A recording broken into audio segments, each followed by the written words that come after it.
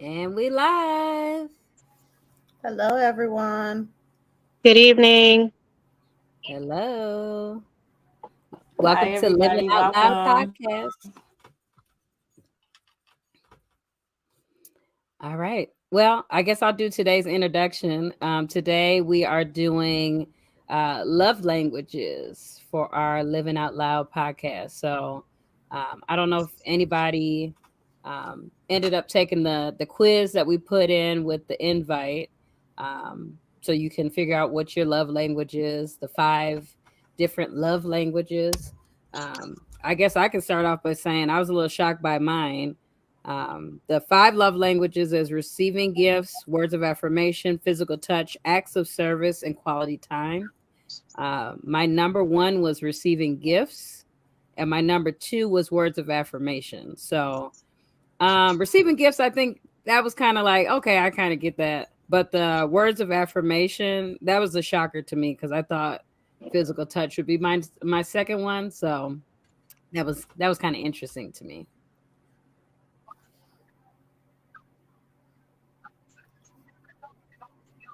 I guess I'll go next. So I've taken the quiz before, and when I took it before, my love language was acts of service. So now when I just take took it, my highest one is quality time, and that was at 35%, and the one right next to it then was physical touch. And I'm so excited about that because coming out of the abusive relationship that I had been in, I didn't like being touched. I didn't want to be touched. It was like a boundary thing for me. It was like only if I wanted it. It was crazy. So by doing this quiz and getting that answer, it let me know that I've healed a little bit somewhere. And so that was super dope to me. And I was like, okay. So that made me kind of excited. So yeah, those were what my two was. So, mine was physical touch, and then my second one was acts of service. That's what it's always been, though. So it's never changed, even when I took the quiz the other day. But I stay in tune with this because I teach different classes about people's love languages and understanding what they are. But it, I just like to be touched. I don't know. I just like to be touched. So if I don't want to be touched by you, then it's a problem. Probably don't like you or something. Just saying. So that's mine.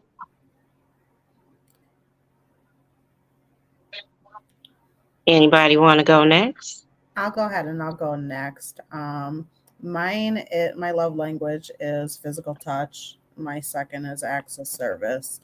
I didn't take the test this time. I took it a long time ago, with the thought of not knowing that it can change. And so I will go back and take it again to see if it has changed. But I think I still yearn for the same two things in life. I don't think that I've accomplished getting either of those yet, to the capacity of where I feel like I need it, or I no longer need it. And so I believe that those are still my two.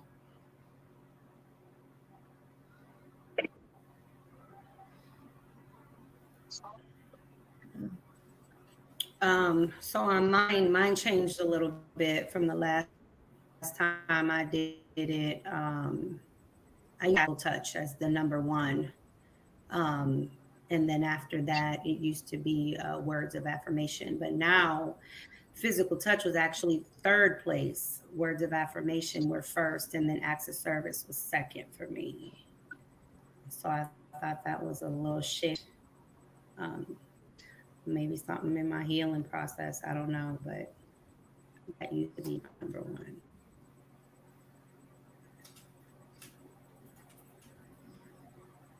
I see Megan joined us. Can you hear us, Megan? I can. So mine are the words of affirmation was the third one for me, and the physical touch was number 2. Acts of service is number 3, and then receiving gifts was actually 4 or 5. I can't remember which one that one was. But that doesn't surprise me because like I've been kind of the love bomb before with lots of gifts, and like it just is not impressive to me. So it didn't, surprise me that that was one of my lowest love languages. I'm with you there, Megan. It's on the bottom of my totem pole too. Like it's not important like that to me because I much rather. I don't know. I've always been that way though, so I understand. I feel you. I've been love bombed too, so I get it. I dated somebody who used to send me roses while they were playing video games all the time. Right? Yeah, he'd be playing video games all the time. I think I was like 19, and it was this one video game that had just came out. And I remember the roses were nice when I first got them, but then my mom would be like, "You got more flowers?" I was like, "Yeah, yeah, yeah, yeah." I don't know. I just much rather. It's like at the bottom of my totem pole. So I get you. See, I We got got a some different time. perspective of that because gifts doesn't necessarily need to be something expensive. It could be something thought provoked. This is something I just bought because I thought of you. It Yeah. doesn't necessarily even need to be something expensive. So that's why I think that's mine. Like he can come with a Red Bull and some Skittles, and I'd be like, "How did you know I needed that?" Like, Yeah. I mean, I'm appreciative all the same, but like it's just like not up there with the other ones though. So yeah. I mean, it's cool, but it's not. Mm. Right, I'll, right. I'll I flip think I this there's can switch on relate you. to little that. things. I'll say that for myself, people telling me things, I have a hard time trusting a lot in my life, and so words of affirmation really don't mean too much to me. I'm more of show me better than you can tell me kind of person. Um, Somebody giving me gifts always seems like there's something hidden behind it. And so gifts don't work for me. And I think that that just comes from a lot of the trauma that I have experienced throughout my life. Of anytime somebody gave me a gift, there was some kind of expectation behind it. And so when I receive Mm. gifts, it's actually like a red flag for me, even though that might not be the person's intention. Um, my guards are still up in those areas. So it's kind of like if you gave me that, what are you wanting from me now? Or what did you do to me that I don't know about? Hmm. And Your for me, perspective is I your feel like your yeah, go ahead, honey. I was just saying that's interesting. That's all I was just trying to kind of reason with. I can kind of understand why you feel like that, Davina. Hmm. Yeah, no, I was no, just gonna I say feel I that can way agree. too. Oh, sorry. Yeah. It's just if it's like the too good to be true type of thing. You know what I mean? Like you want to be like optimistic and you want to believe the best of people, but the love bombing is real. And I used to be someone who was a of acts of service and words of affirmation. Those used to be my love languages, but y'all know my situation. After going through that, it's like, okay, when a person is like just overly and above and beyond doing stuff, and then when things don't go in a way that they expect it to go, you hearing about it, that wasn't genuine. It wasn't a genuine intent. You didn't do it from the heart. So what reason did you do it? It just feels like love bombing, and it feels like a form of manipulation to me. And so I'm more so like appreciative. Let's spend some time together so I could really get to know who you are, because the more time you spend with somebody, the less phony they be, right? Because eventually they're gonna get tired of being so fake and so phony, and you're gonna see who they really are because their true self is gonna show. And then the physical touch piece, like you have to have a connection with somebody, like Evan, or be touched by them. joy to want to see them, you know, because I mean, it depends on what type of woman you are, but the type of woman that I am, everybody don't get access to touch me, not even hug me. Like even at church on Right. Sundays, it's a, hey brother, how you doing? How you doing? Everybody Right. don't get access to lay hands on me. You understand? Mm-mm. So I'm like, it's just amazing though, seeing how my love languages changed because life will do to you. But I'm grateful for the healing though, because I used to not everybody, like I don't care, man, woman, whoever it was. I'm like, why do you want to get this close? Like, why do you want to touch me?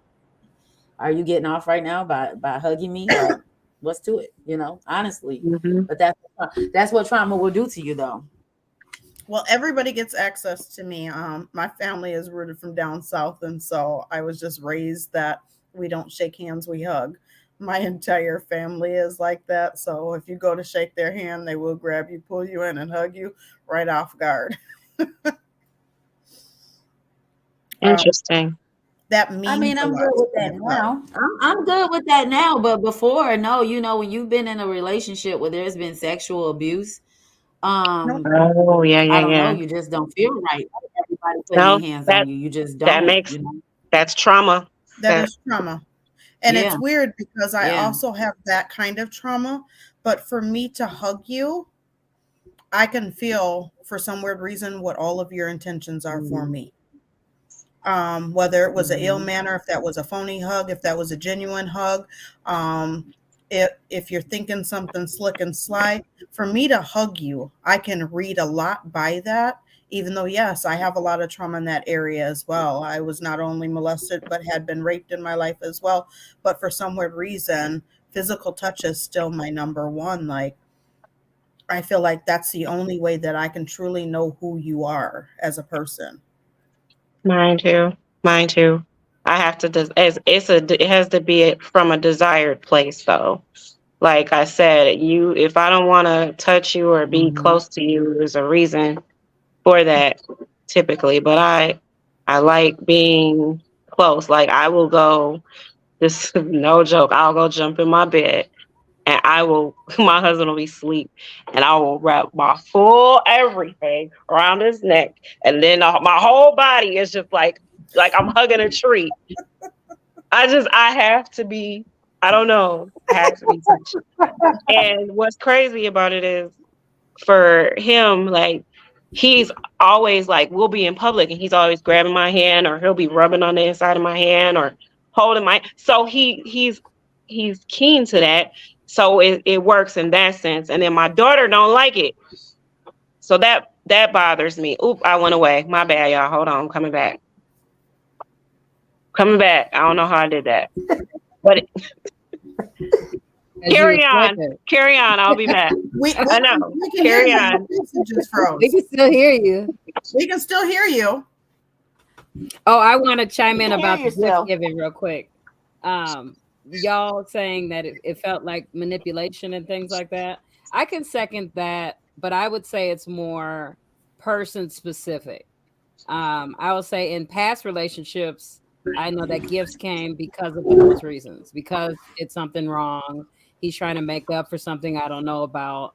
I guess at the place that I am in my life now, gifts are just more thought provoked. I don't know if it's necessarily just like I'm buying her something because I'm trying to cover something up. I don't get that now. Maybe before I definitely had that perspective of it, but I'm a hugger too. I hug people. If I get a good energy, I'm hugging you. I don't necessarily hug everybody because like Veronica, everybody doesn't deserve my energy, but I'm definitely a hugger. So Yeah, you okay? I think that Um, honestly, I think that manipulation can come in all forms.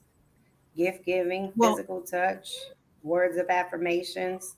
I mean, depending on who it is, like Miss Devin said, depending on who it is you're dealing with, you got to kind of know that. Just well, there was a know who bunch you're of dealing with. angles with the gift giving. For me, the gift giving is not only that I feel like there's some ill intention behind it, but I came from a place to where I was supposed to be a boy and wasn't. And so here, when I was growing up, thought I was special until my brother came along. When my brother came along, then I was like the odd one out. When I became the odd one out, it was like I expected to get things and didn't get them. And so that was like my first bad thing with gift giving, was that I had an expectation. When Christmas comes, I have an expectation. When my birthday comes, I have an expectation. And then when it was finally came around to where I did start receiving gifts, there was always ill intention behind it. So I don't have just one trauma that's based behind it. I have two different traumas. And I think that that's why I just don't care for it.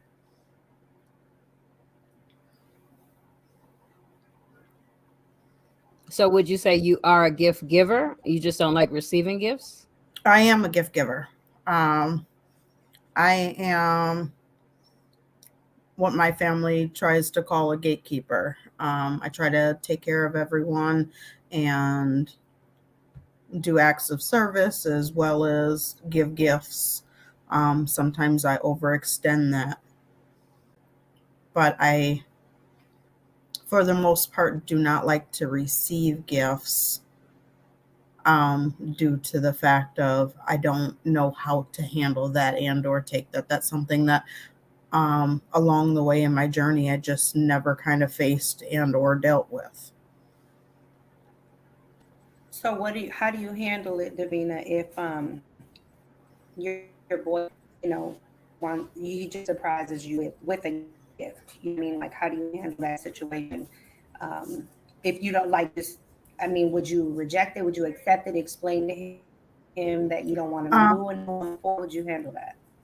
In every situation and or relationship that I've ever been in, I'm very transparent and very open from the beginning. A lot of people say that I tell too much, too fast, but if I'm telling you, it's for a reason. And so all of my partners know all of my past trauma and what that entails and what it is that would be just no-brainers that now you're going to traumatize me all over again by doing this. Like, Derek gives me gifts, but they're not surprises. And so how he gives me gifts is he tells me like, hey, I want to buy you something. Can you pick something out of this store or off of this website?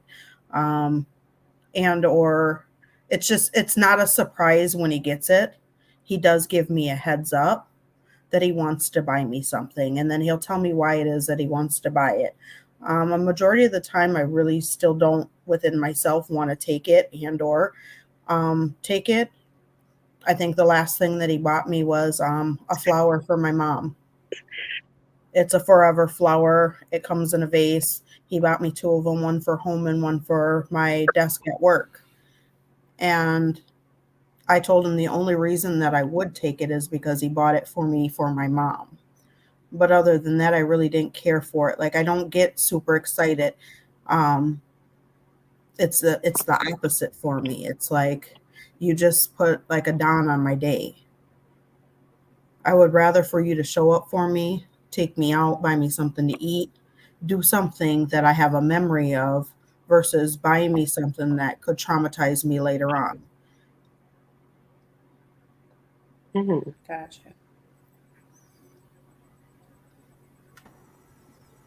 I can completely understand both what Devin said and what Davina is saying, because like I feel like I'm like kind of traumatized by the gifts not knowing. But I do think like what Devin said, it's different in this relationship because like I feel like it's completely different where I'm at now versus where I've been with other people before. But when I was very first in this relationship and getting gifts, it was super traumatizing.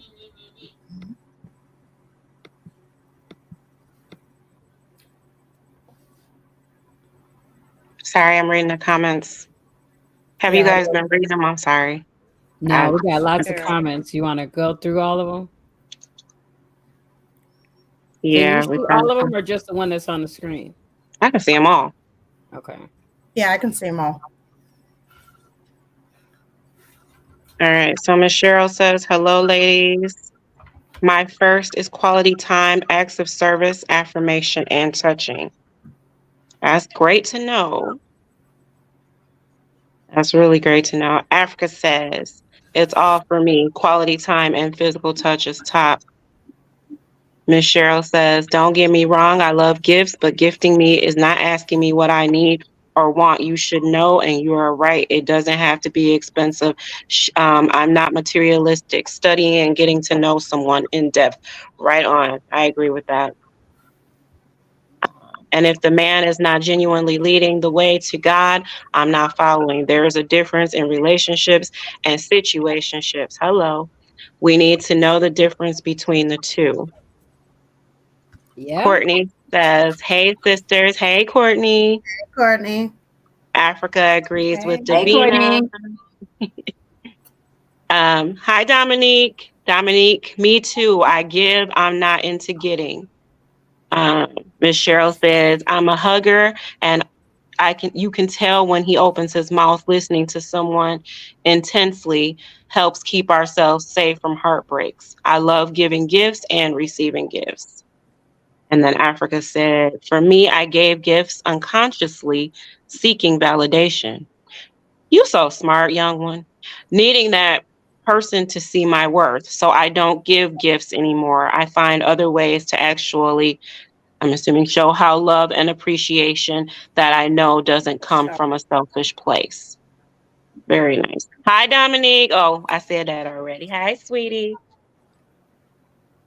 That's the thing too, though. Just like Africa said it, that's why a lot of men do it too. It's like, just be yourself instead of trying to hide behind the things that you are doing for me, right? Just genuinely be you. But because they're Right. not secure with who they are, because they may have some stuff going on or what, they do this. They love bomb you, right? And then it's like, when that doesn't work, now the real person comes out. When it's like, you could have just been this real person in the first place, and now I don't want your gifts. Now I don't want you to do any of this stuff for me because I don't know what place it's coming from.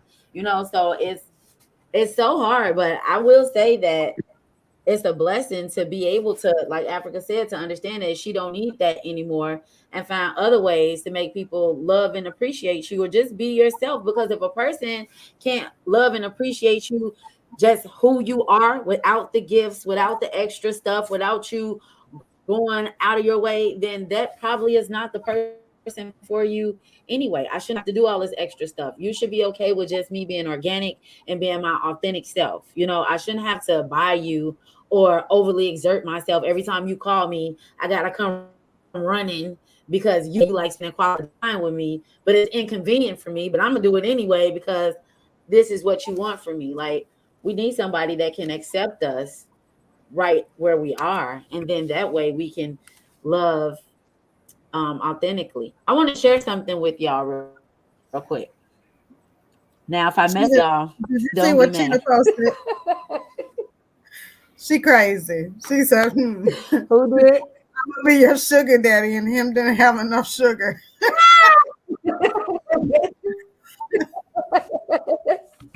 Oh, Exactly. wow. I wouldn't expect it to come from nowhere else, though. I couldn't even hold it in. I read it. Let me- It just Can't even expect it to come from nowhere else. You are hilarious. tickled my heart. Wow. All right. Trying to see if there's any more. No, there wasn't any more. So this topic was it's kind of one that's talked about quite a bit. It's actually widespread. People like to speak on it a lot. A lot of women talk about how they want men in their lives, or the men around them, to know their love language and how to treat them based upon how they feel and how they love. And so this is a big topic. It's not just something that we sit up and we think about, within ourselves. Most oftentimes, women are trying to get men, or help men understand what it is that they want. Have any of y'all that are in relationships or been in relationships actually sat down and talked to your partners about what their love languages are? Yes. And do you know what they are? I did with my ex. you knew what it was? What was it?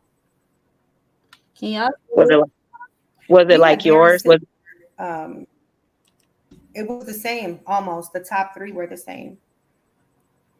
Our chemistry was everything, but the toxicity, just from being a project of his environment, that as we've talked about before, you come from two different places, two different upbringings. You really can't. But as far as like the chemistry, it was great because we had Mm, those same love languages. nice. I've never actually with anybody except for him. It's funny that you asked that. Mm. I can say Derek's love So can y'all see? language. Huh? I can say Go Derek's ahead. love I was language is words of affirmation, um, and receiving gifts. We talked about it. Those are the two that he has lacked a majority of his being, and his body and soul just yearns for it. Mm. so can y'all see this thing that I put up here? Yep. Yeah. I just wanted to actually Okay. respond to I that just because I wanted just to was. share this. What y'all think? Y'all think that this is valid?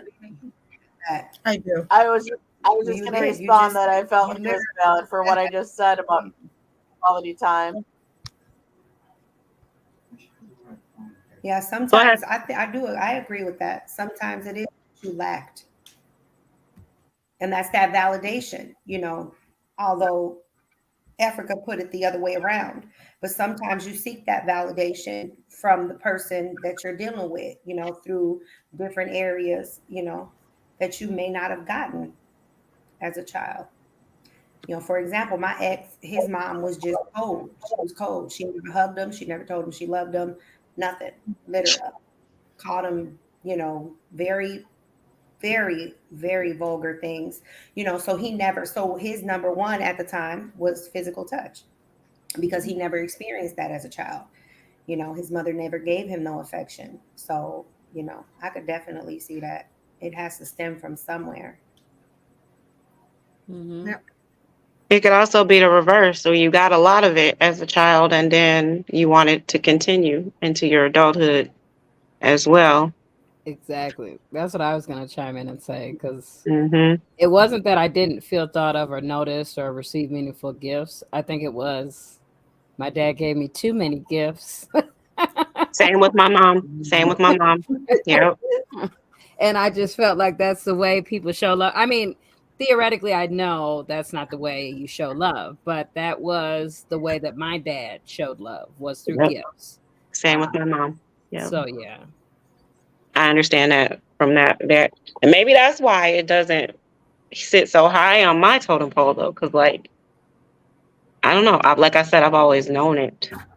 I like to tap into the stuff that maybe a little more difficult, like the whole physical touch. Like I didn't have that. Again, past like the age 4, my mom wasn't really like physical. Like she became more like, honey, I love you, huggy, as I'm like an adult, like right now. But as a kid, she'd be like, girl, get away from me. Go on, get away from me, that kind of stuff. And so, I think that is part of, like, I was probably missing it. So I think it's kind of like a mixture for me of things that I got a lot of and then things that I may have lacked. So it's definitely true and definitely worth putting up there and sharing. I Sure, think other people. I think What? as a child, I think that I got a lot of physical touch from all of my family members, both of my parents, and friends and whatever, whatnot. But then as I became into an older teen and a young adult, it started to lack in my life, to where that stuff started to disappear, to where I just felt like that was something that I was in dire need of. I felt like that is my way of being able to read people. That's my way of knowing like how you really feel about me. And Mm, so if I can't hug you or touch you and you're not able to touch me, then I don't know how you really feel about me, because you can tell me anything. You can say anything to me, and my guards being up won't allow me to believe what you're saying to me. You can give me things, and I still feel like there's some ill intentions behind that. Um, so I feel like mine has been physical touch, because that's the only way that I know how you really feel about me. Hmm. Interesting. I guess I'll piggyback off of that because I was shocked about my second one being Like words for of me, affirmation. Oh, sorry. Can you hear me? Well, yeah, I oh, can you hear you. good? Go ahead. Okay, I'll be quick. The words of affirmation one, I was shocked about that because, like Davina was saying, anybody could say anything. So I think I've, in my adulthood, grown to know that somebody could say one thing. That doesn't mean that that's what they're actually doing. And I'm more of a show me person. Like, you got to actually show me you love me versus you Right. saying it, because you could say you love me, you could say you're doing this, you could say this, you could say that, but what are you actually doing? Right. Mhm. So C ball or So C. Sorry, I was reading the comments, question, but go ahead. question like, Hmm. could would you be able to date somebody that doesn't have the same love language? Like totally off, Absolutely. 100%. yeah, Yes. Yeah, I think if I you could could. have other things in common. Right. I think that's a part of like learning your And I partner's think the love one language. would complement the other. Yeah. Yep. So if Yeah, Yeah. so if a person because so if if this if he wants physical touch all the time and that's his number one, and physical touch might be your number, your last on the list because of trauma that you've been through, you will be able to date him knowing that that's his number one and that's what he needs from you, but you're trauma bound and you can't give that to him because of how it makes you feel. Wouldn't that That's depend on the person? It, right. I was just gonna say that. I think it would, Compromise. yeah, it would depend on the person, and it too would be a give or take of like how much of that are you willing to give versus how much of that are you willing to take. If it's something that is traumatizing to you, like I said, me receiving gifts is traumatizing to me. So Derek doesn't just go and surprise. This is no, I know of everything that's coming through, and we come to an agreement of it. Uh, he knows that I'm one that likes acts of service as well. So instead of him buying me things, he does things. He knows my acts of service is take some of my load off of me. Clean the house, wash some clothes, take my car and get it washed and detail it. Like that means a lot to me because that's something that I had to do and you've just taken off of my plate. And so physical touch is my main and it's his actual last. But he's a touchy person and he doesn't have a problem with like public affection and stuff like that. So I think that it works So it out great depends. for both of us. So it depends on the person though, and just the conversation would have to be had. Yes, absolutely. I think if you're I think when you're in the transparent, right relationship with the right person, I was actually dating somebody. I met somebody, and his obviously his was physical touch. Like he was really, really, and I couldn't date him past that.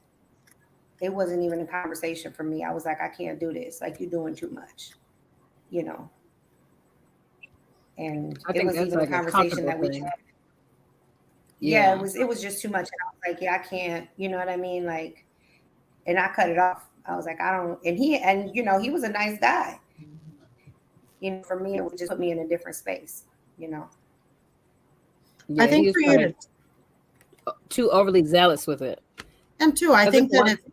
if you come out at the beginning and you're telling somebody what your love language is, it's not that you're saying like, this is what I need from you right now from the jump, and I want you to do it every day at this time and whatever, whatnot.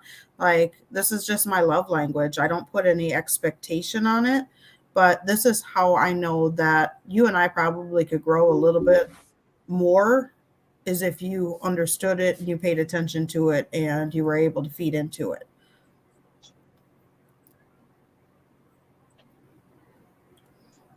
Can y'all see I the think comments? for me, yeah. Can y'all Okay. hear me okay? Yeah, I can hear you now. Okay, I You think kind I'm of go having in a and out, delay. Veronica. You go in and out. Okay.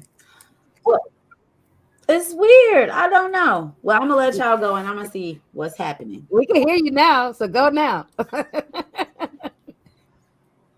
Well, I just wanted to answer Janet's question too, because I just feel like it does depend definitely on the person, on the people that's involved, and how you guys are communicating, and you all are, how can I say, like, how you all are with each other. Because even if it's somebody, for me, I'm the one, like I said, I had a problem with physical touch.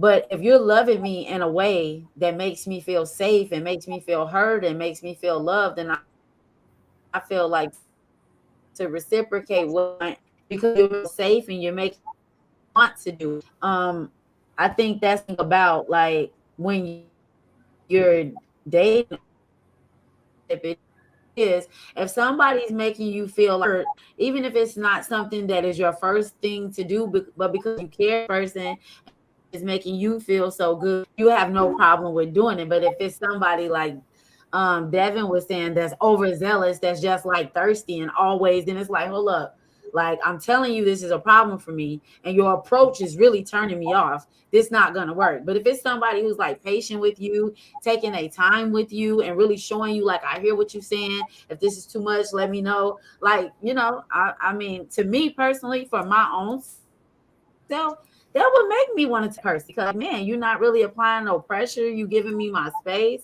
So even though if it wasn't my love language, I was in that situation, actually, I made it happen, because it was like I felt it. And that's the thing too, we can't force ourselves to do things that we just ain't feeling, because we are trauma survivors, you know what I mean? And doing Yeah. that, trying to force yourself to do something that you're really feeling, will re-traumatize you Yes. and it won't really do you any good. So I think that's what the big thing about it is. If that person can't even make you feel safe enough or make you feel heard enough to the point where it's like, okay, I want to give you this because of how you make me feel, then it probably wouldn't work. That was a big thing with me with gift giving, because I was a big gift giver, like Africa was initially, to try to, set the tone and, let me do this to show my love. Because, like I said, my dad always bought gifts for me. So that was what I thought was a way of showing love.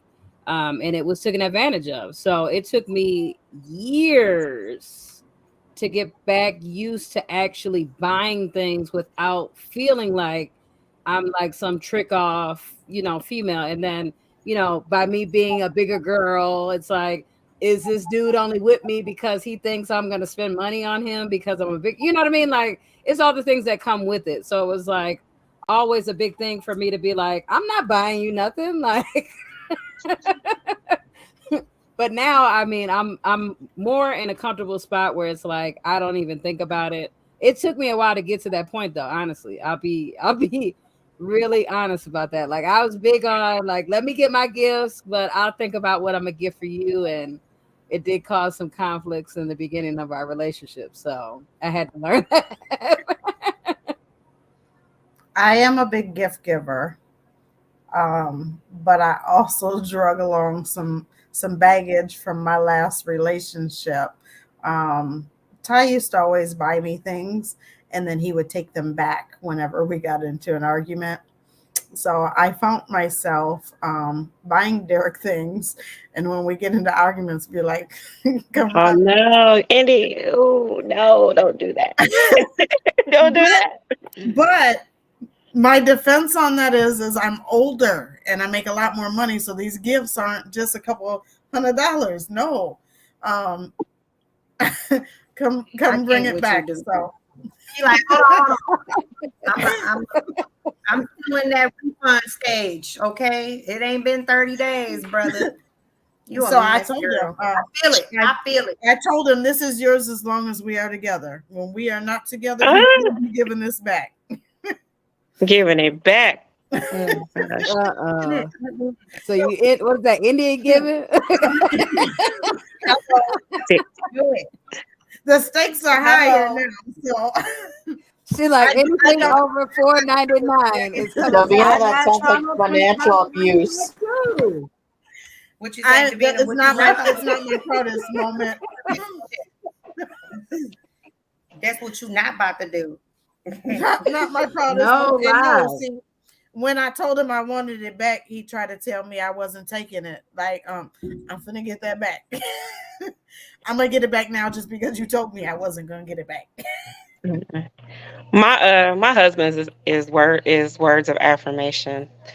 I can say something little and he'll start licking his lips and playing with his face and doing all this weird stuff. Like he likes to be told that he like his arms, like you been working out, you look good, baby. Like he likes that kind of stuff, but then he pretends like he don't. But that is actually his, and that's for me. That's like fourth, maybe. So, because all that ain't never, because it just, I affirm myself quite a bit. I work hard on myself to be able to affirm myself. So that ain't never really been one to get me. My ex-husband used to do that a lot, and it's just, again, trauma. Like, I ain't trying to hear all that because you ain't even treat me like what you saying. So none of that. But I really do believe traumatizing very heavily with love languages, very heavily. It affects us so much. Like we got a lot of comments, y'all, and like as I'm reading through the comments and what people are saying, it's trauma. Like it's like Africa said. I'll read hers. It says, so I told you guys one of my tops was physical touch. I'm gonna let y'all in on something. I seek it because I missed out on it as a child. Heavy. When I get into relationships, I seek touch too, up until I noticed I wanted touch from people hurting me. There's times now when my kids touch me without my knowledge, it irritates me. Yet I want to be physical with my kids, just when received unexpectedly brings fear. Side note, my baby dad must have recently rubbed his feet against my feet and I froze up. What? What? I mean, trauma. I mean, it's all connected. And honestly, I never even really, until we did this, even really thought about that. This is the first time I'm a thinker, and I've never really even thought about that. You know what? This brings me back to Veronica, when we were talking about the sexual abuse in relationships, and how I mentioned to you guys that when I go to sleep, I'm like, I don't want to be touched. You know, so you're unraveling something here. You know what I'm saying? That makes sense. And that's why when I mentioned earlier, my number one used to be physical touch. So I thought it was weird when I took the test yesterday or the day before that it wasn't.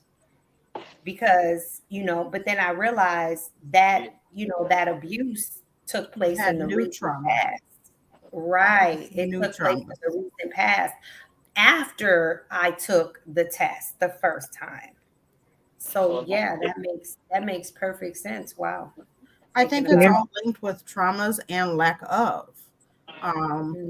If you're not receiving it, then you're yearning for it. And if you don't like it, it's probably because it's linked with some trauma, something that happened to you that just don't want it around anymore. And so you're trying to push it off. Yeah. Most definitely. Real quick, Miss Cheryl says that's a big part of lack of affection when children are not hugged and kissed. They grow up not knowing how to show affection. I look and listen to some of these young mothers telling their children to get the F out my face, shut the F up talking to me, get away from me, I'm not your friend. As they grow up into their teens, They're looking for love outside the home and looking for, as Africa said, looking for validation from people in the streets. And that's when they run into the fake and the false. Again, all trauma induced, y'all. This is all trauma. And I swear I was today years old when I just linked the two. Because usually you hear it, like when I hear it, and even when I presented it to other people, it was always like a feel good, like, or to kind of just see, what makes you feel good, but when you really, really tap into it, it really makes you tap into pieces of your life where you've been traumatized. And then it also helps you look at your partners or your friendships, your friends, even people that you're close to, where they are and where they have been traumatized. So it's actually a good topic. Whoever picked this topic was a really good topic. And I don't know if we got any May topics, You know what the but I'm sad part is? keep them. What's that, dear? Those mothers that are talking to their children like that, they were probably talked to like that too. Come on. Yep. It's Absolutely. all learned behaviors.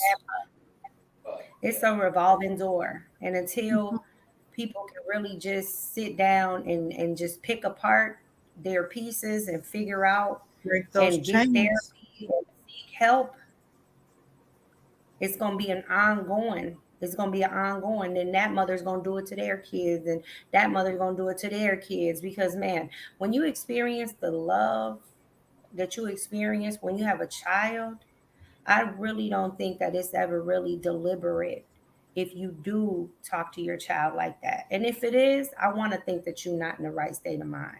Maybe you on drugs or something, but a lot of that, I can reference my ex. He went through a lot, his sister, his brother, all of them. But, no excuse. The mother went through a lot too.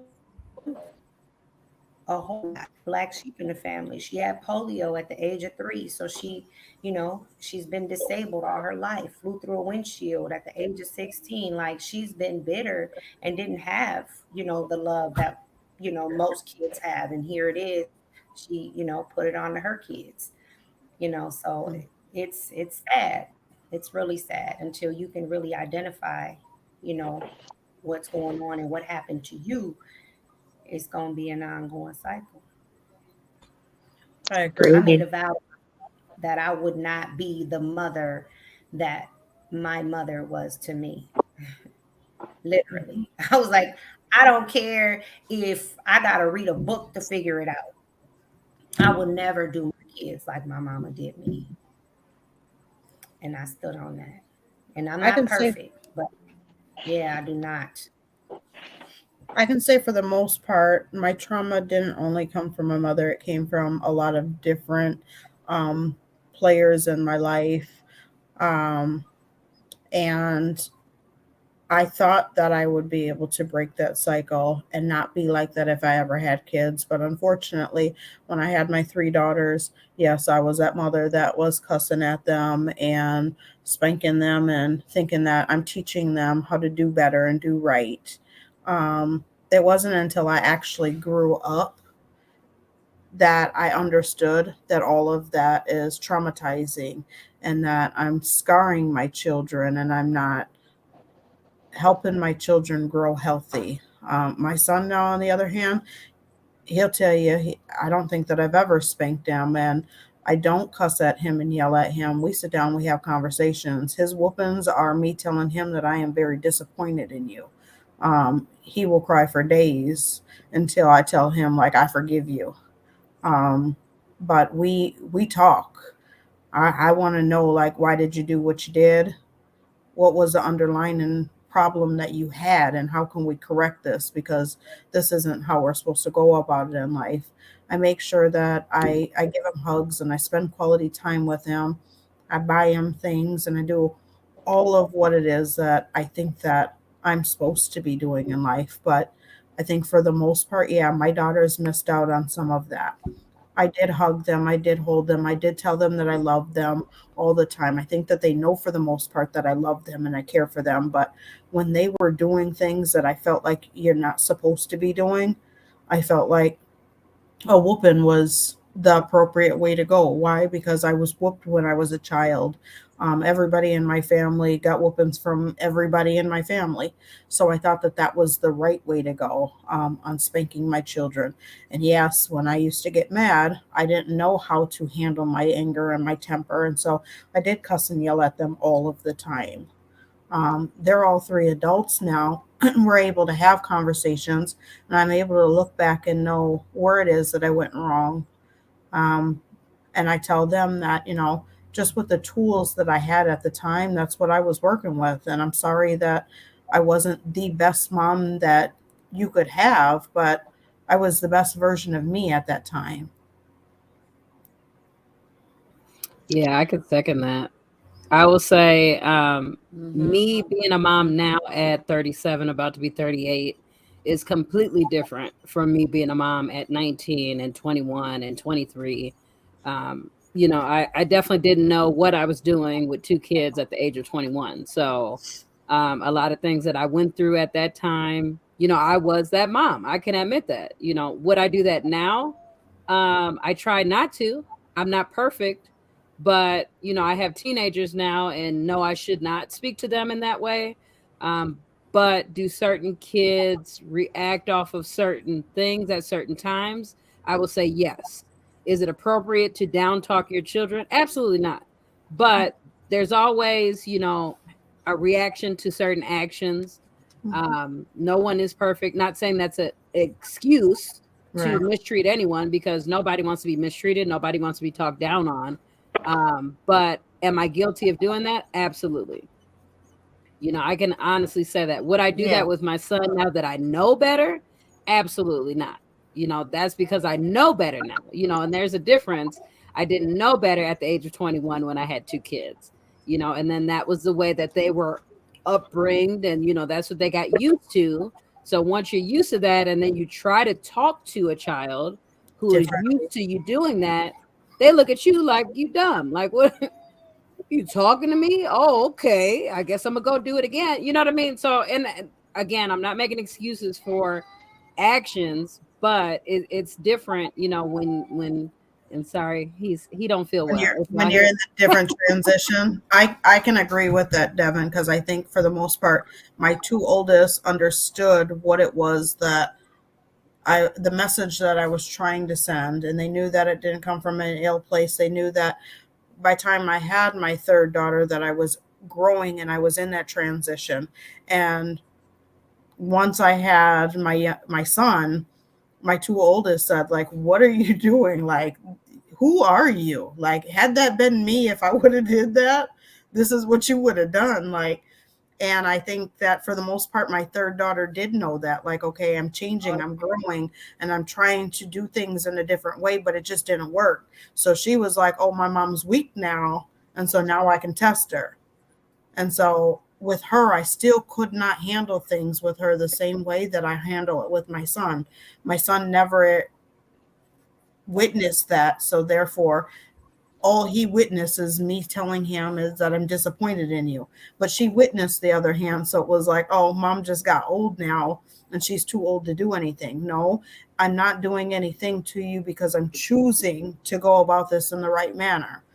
And it came to the point where my daughters started then fighting, like, you're not going to go over mom's house and be disrespectful. And she's just on a road of destruction, and it's because now she's lacking a lot of things, and it was because of me. So I want to challenge you guys because we're gonna have to wrap up here soon. I want to challenge you guys in something because I can kind of guess what mine is and my daughter, and I could probably talk to her about it. I probably should, but I would like for y'all to like really think about y'all's kids, your adult kids, and then kind of think of how they love. You ain't got to tell us or nothing, but that's something that I just want to challenge y'all to do. Like, because again, we're talking about trauma and we're talking about things we grew up with. So you got your children as they're teenagers, adults, or whatever have you, and you look at them and you see them, and love languages, like, where would you place them? just something to think about, just something to kind of like look at your kids and say, yours might be acts of service, or yours might be physical touch, or yours that can kind of give you an idea of maybe some things in childhood they may have had a lot of or may have missed some of. And but it's not about faults, because I am the oldest of two. My mom has 3 kids out of my mom's kids, and I'm 11 years older than my brother and 12 years older than my sister. And the way my mama talked to me was and raised me was very different than she raised the other 2. And so I can definitely speak to that whole, my sister especially. My brother, he got his butt whooped all the time. My brother was bad. But my sister, I could count on my hands probably one time. My sister probably got in trouble one time. And I'm looking at how she is now and the type of person she is now and what her language is. And then I look at my brother and what his language is, based off of our upbringing. And then again, all of ours is probably physical touch, because my mama wasn't here. I go doing that again. Don't pay me no attention, because I just be moving stuff. But I don't know how I did it, y'all, but I did it. Hold on, here I come. See, I'm back. No, but it's a challenge. I can say for the most part, Katina is on here. Katina, can you type up what your love language is?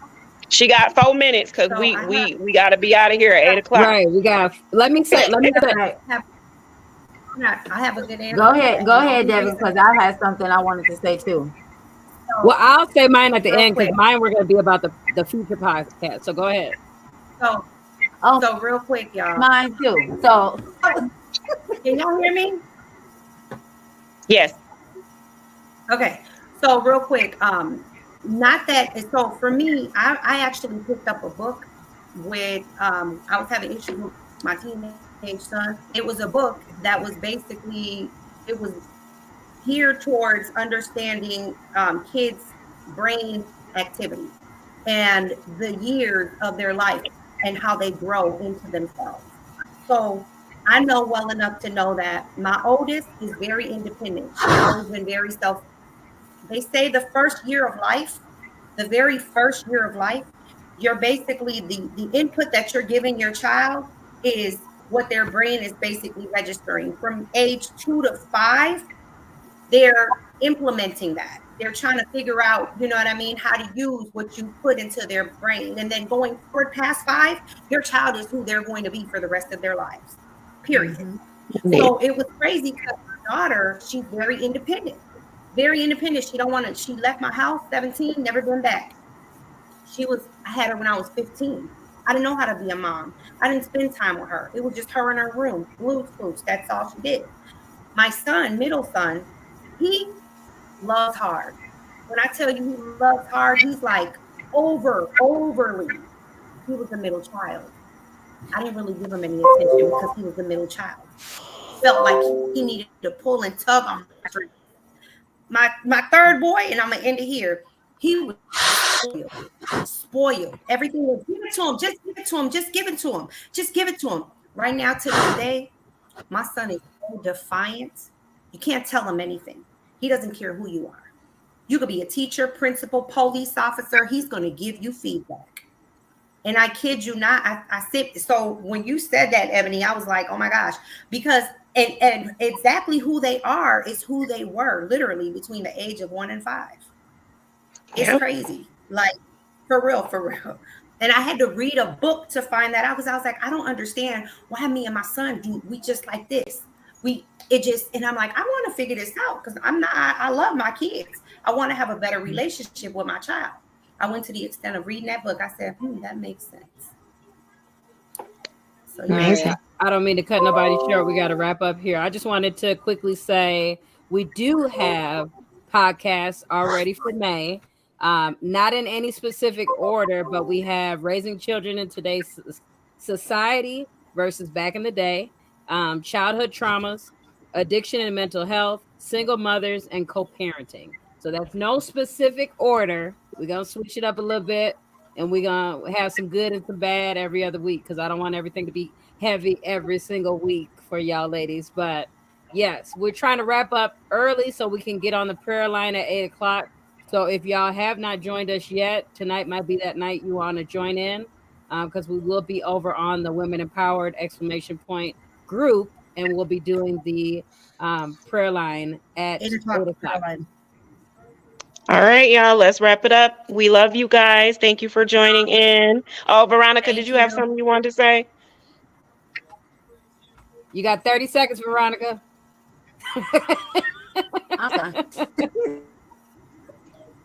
I'm straight. We'll pray. Okay. Have a good night. All right. See you on prayer line. All right. Bye. Love y'all. Thank you for tuning in. Sorry, I was